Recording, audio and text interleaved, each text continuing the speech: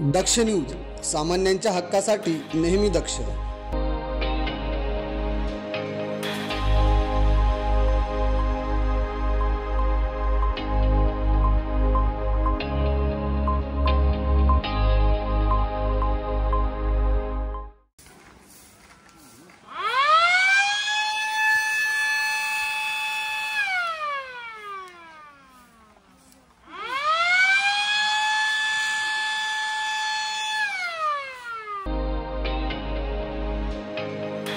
नाशिक पूर्व वन विभागाने AI वर आधारित विकसित केलेल्या यंत्रणेचा वापर दिंडोरी तालुक्यात प्रायोगिक तत्त्वावर सुरू करण्यात आला।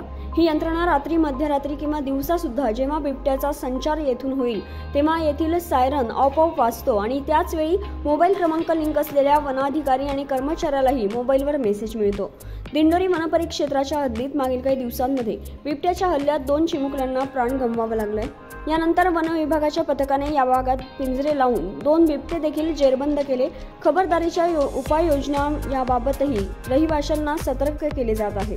याचाच एक भाग म्हणून पूर्व वन विभागाचे उपवन संरक्षण उमेश तावरे यांनी जुन्नर नंतर आता दिंडोरीतही AI leopard detection warning alarm या यंत्रणेचा वापर करण्याचे आदेश दिले आहेत। यानुसार दिंडोरी तालुक्यातील निळवंडी, वानरवाडी या भागात 2 ठिकाणी ही यंत्रणा प्रायोगिक तत्त्वावर बसवण्यात आली आहे। ज्या भागात बिबट्याचं वास्तव्य आहे अशा भागातील नागरिकांना सतर्कता यावी म्हणून एका लोखंडी खांबावर बॉक्समध्ये सॉफ्टवेअरला एक कॅमेरा बसवण्यात आला असून त्याच्या 60 मीटर अंतरावर बिबट्यासारखा प्राणी आल्यास तात्काळ 120 डेसिबलच्या आवाजाने सायरन वाजण्यास सुरुवात होते। हा आवाज शांत वातावरणात 2 किलोमीटर पर्यंत जाऊ शकत असल्याने या भागातील संभाव्य धोका कमी होऊ शकतो। संतोष विधाते, दक्ष न्यूज, दिंडोरी।